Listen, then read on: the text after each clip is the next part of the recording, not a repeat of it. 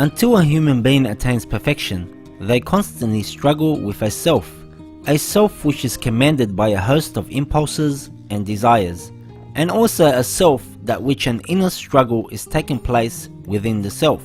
These are known as Nafs al-Ammara and Nafs al-Lawwama. Fighting against the self is a greater struggle because it is harder yet more important.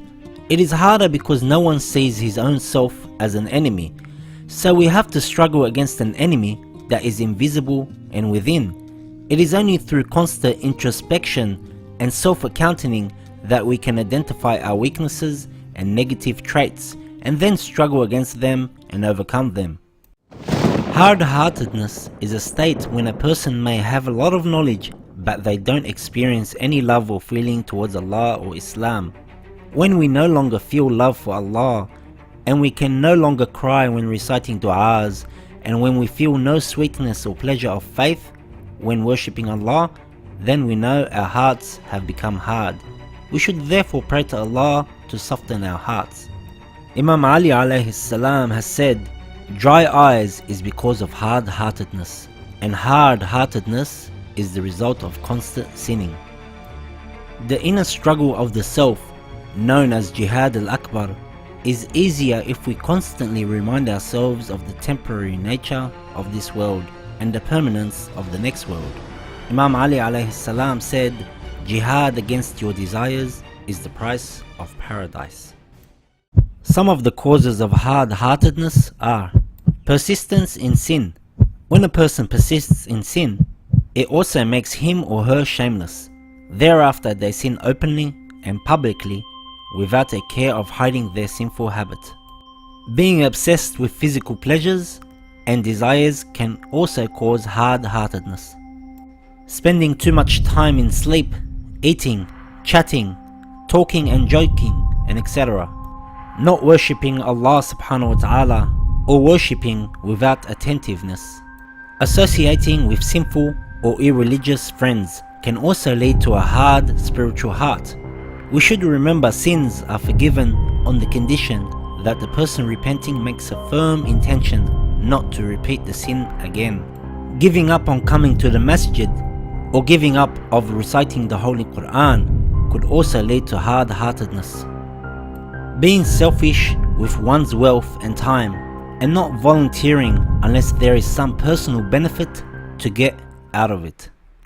If we are going to struggle against ourselves and against sins and desires, we must have a strategy. To build a strategy and plan, we must know the means that the nafs uses to keep us from purifying ourselves, and thereafter have practices that we can use as a measure. Some ways to practice against struggle. Pray Salat al-Layl every day. This teaches us to struggle against the desire for sleep. Fast as much as possible, or fast on Mondays and Thursdays. It is mustahab to fast on these days, and it teaches us to strive against the addiction of food. Keep a log that you update every night on how you spent your day. This daily self-accounting before going to bed is called muhasabah, and it is one of the signs of a true believer.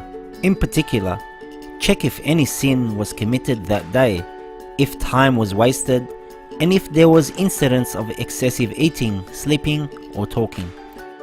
Increase your knowledge of Islam. Keep a copy of Nahj al-Balagha by your bedside and read passages from it every time you need inspiration. Recite the Holy Quran every day, even if it is a few sentences only. Watch your anger. When a person first starts resisting temptation and not giving in to desires, they get angry easily. When you see anger rising in you, do wudu. Breathe deeply, lie down and recite salawat until the anger subsides.